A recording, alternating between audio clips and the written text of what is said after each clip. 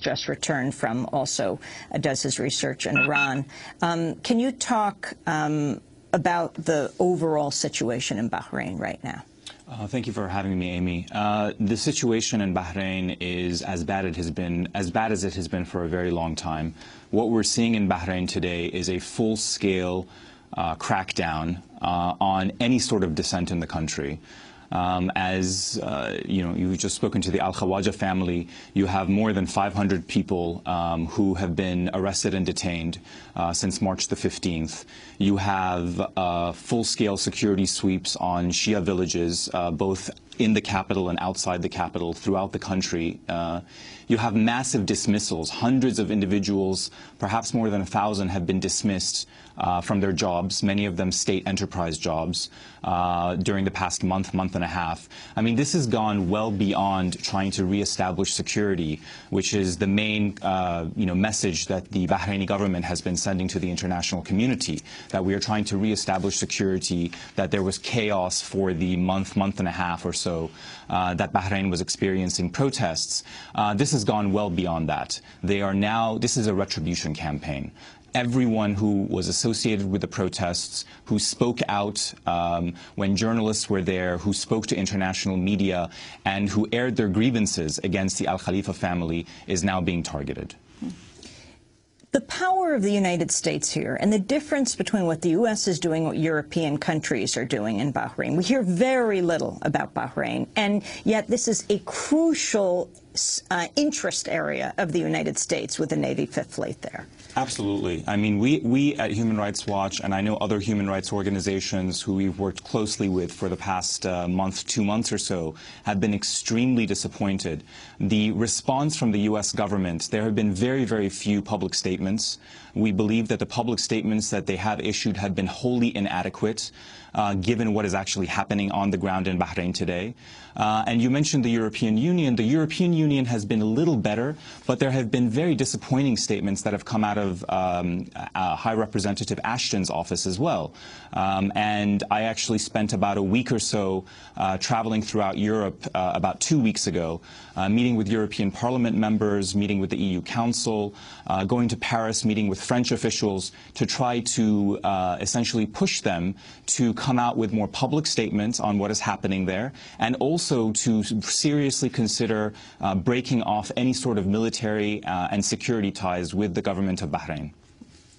The Guardian writes a piece contrasting Europe's response and the United States, talking about in a meeting with the Bahraini Interior Minister, the British Ambassador Jamie Bowden raised concerns over the deaths of 4 dissident prisoners in the last week. Catherine Ashton, the EU, the European Union's High Representative for Foreign Affairs, speaking through a spokesman, also called on the Bahrain regime to immediate release all those who've been detained for peacefully expressing themselves. Ashton announced she's visiting Bahrain next week, and yet you contrast that with the minimal censure from the United States. That's right. I mean, all human rights organizations understand that, the relationship that the United States has with Bahrain, the relationship that the United States has with Saudi Arabia is very sensitive. But as a human rights advocate, we just cannot understand why the United States has been so silent. I mean, there have been, as I mentioned before, 2 or 3 statements that they've come out with. But what we are seeing today in Bahrain is extremely troubling. We have, around 30 individuals who have been killed, some in detention, some in custody. As I mentioned, hundreds of individuals in nighttime raids, including Mr. Al-Khawaja, who was taken away. You mentioned Mohammed Al-Tajir. He's the first lawyer, we believe, in more than a decade to have been arrested in Bahrain. And every time we think that there's a red line that the government is not going to cross, we witness that they cross it. And we are now seeing an absolute slide into a police state and dictatorship in Bahrain. And yet we see really no adequate response from the U.S. administration as to what's going on there. And the role of another U.S. ally, Saudi Arabia, in the crackdown? Absolutely. The Saudis, there's so much talk about the Iranians being involved in what's happening in Bahrain. Everyone is fearful of, calling out the Bahraini government for what's actually happening. But what are the troops that are actually on the ground in Bahrain? GCC troops, it's Saudi troops, it's UAE troops that are on the ground in Bahrain, not Iranian troops. And they are playing a key role in what is going on there. And yet we again see absolutely no public statement against the Saudi government.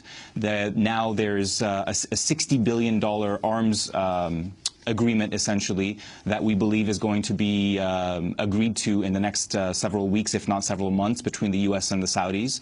And all of this is going on in Bahrain. It's absolutely unbelievable. And the U.S. just recently sealed the biggest arms deal in U.S. history with Saudi Arabia, Exactly. $60 billion worth of weapons. That's right. That's right. What about the trial that Bahrain has just announced for 7 activists, military trials? That's right. Right now, Bahrain is under martial law. And what we see is that some individuals who have been arrested since March the 17th have gone in front of the public prosecutor. And often the public prosecutor is a military public prosecutor. And essentially, the Bahraini government's position is that we are under martial law and they will be tried by the military, which of course is extremely troubling both to lawyers inside Bahrain and also to human rights activists, because we don't have the ability to monitor these trials. As far as we know, there's not going to be international monitoring of the trials. And as you know, military trials often are much more worrying, and the rights that detainees have are much less. And what happened to Mohammed Al-Tajir, the human rights attorney representing some of these human rights activists? He's in detention at the moment. We don't have any word as to where he's being detained. He was detained during a nighttime raid. This has essentially been the way that the Bahraini government has gone after individuals who it's targeted. They have gone after them at 11, 12, 1, 2 in the morning when they are often asleep with their families. And masked men, sometimes in uniform and sometimes in plainclothes, rush in and take these individuals away.